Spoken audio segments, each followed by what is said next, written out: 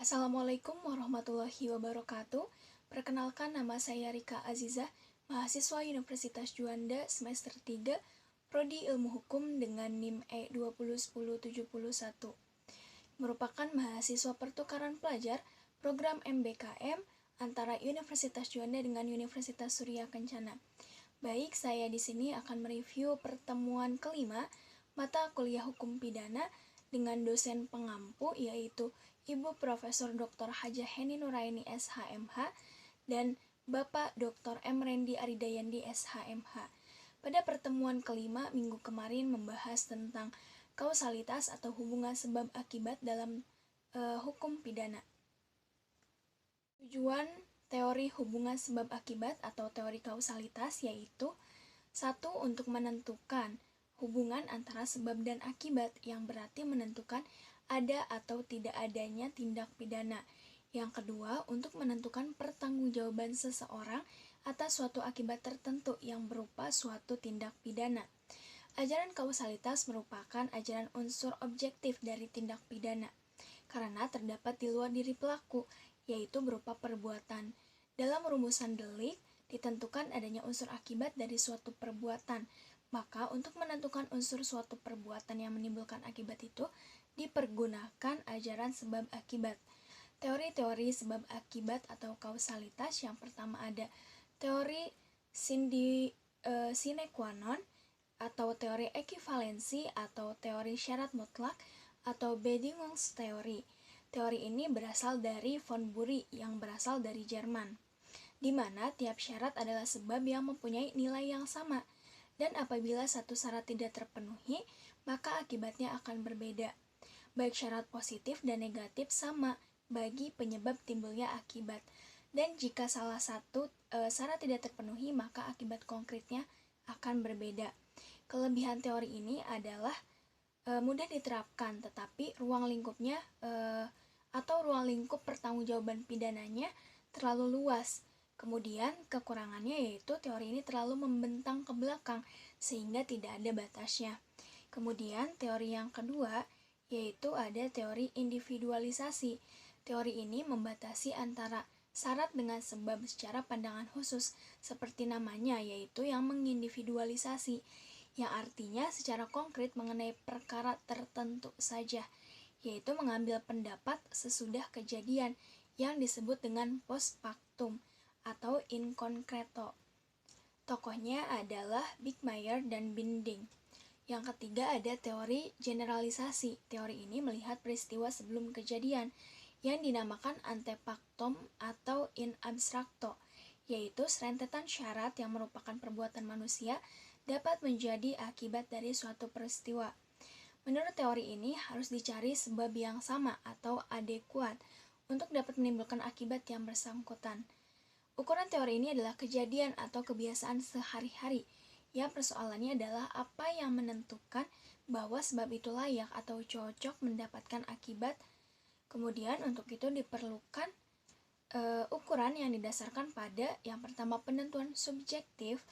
Apa itu penentuan subjektif? Yaitu yang dianggap sebab adalah pandangan atau pengetahuan pelakulah yang menentukan akibat dari suatu sebab. Tokohnya adalah von Kreis. Yang kedua, penentuan objektif. Apa itu?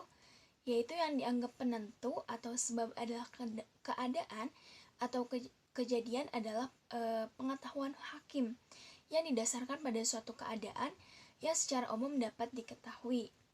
Nah, contoh kasus dari teori kausalitas atau sebab akibat yaitu pada suatu hari ada suami dan istri yang berlibur ke pantai.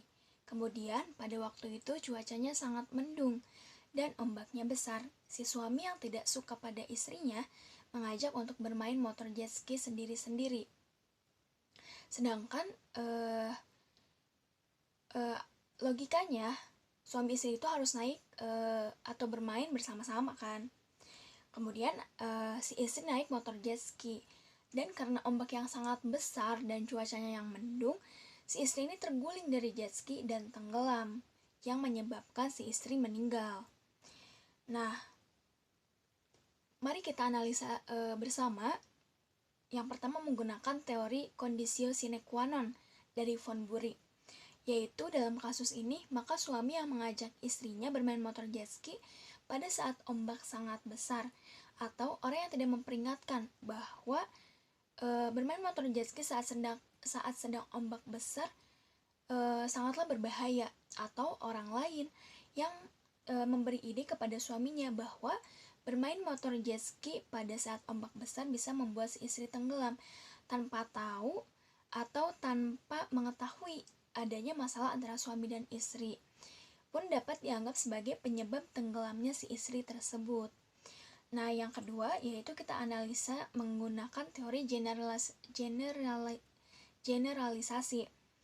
Yang termasuk dalam teori ini adalah teori adu kuat dari von Kreis, yakni musabab dari suatu kejadian adalah tindakan yang dalam keadaan normal dapat menimbulkan akibat atau kejadian yang dilarang. Keadaan yang normal ini bila pelaku mengetahui atau seharusnya mengetahui keadaan saat itu yang memungkinkan timbulnya suatu akibat. Yang pertama, bisa kita amati terlebih dahulu atau kita selidiki terlebih dahulu, yaitu si suami memiliki pengetahuan bahwa jika keadaan cuaca mendung dan ombak yang besar, maka besar kemungkinan orang yang bermain jet ski di pantai akan tenggelam. Yang kedua, memang kelalaian si istri yang bermain jet ski pada saat cuaca mendung dan ombak yang besar. Kelalaian itu yang merupakan sebab dirinya tenggelam, karena udah tahu cuaca mendung, udah tahu ombak besar, tapi masih mau aja diajak main jet ski gitu kan. Kemudian yang ketiga yaitu kelalaian orang di sekitar pantai yang seharusnya memperingatkan namun tidak dilakukan. Hal ini merupakan penyebab utamanya tenggelam si istri di pantai karena ombak yang besar. Nah, analisa yang ketiga yaitu menggunakan teori individual. Peristiwa pidana dilihat secara inkonkreto atau post factum atau sesudah kejadiannya, atau hal ini khusus diatur menurut pandangan individual, yaitu hanya ada satu syarat sebab musabab timbulnya akibat. Dalam tataran praktik harus dilihat pembuktiannya. Apakah dalam pembuktian forensik terbukti kematian si istri memang akibat dari ombak yang besar? Akhirnya ditemukan sebab yang paling dekat. Nah, mengenai pertanggungjawaban pidananya, maka harus dilihat terpenuhi atau tidaknya unsur pidana serta unsur kesalahan dari tindak pidana yang dikenakan terhadap terdakwa. Baik, sekian penjelasan dari saya. Mohon maaf apabila banyak kekurangan. Wassalamualaikum warahmatullahi wabarakatuh.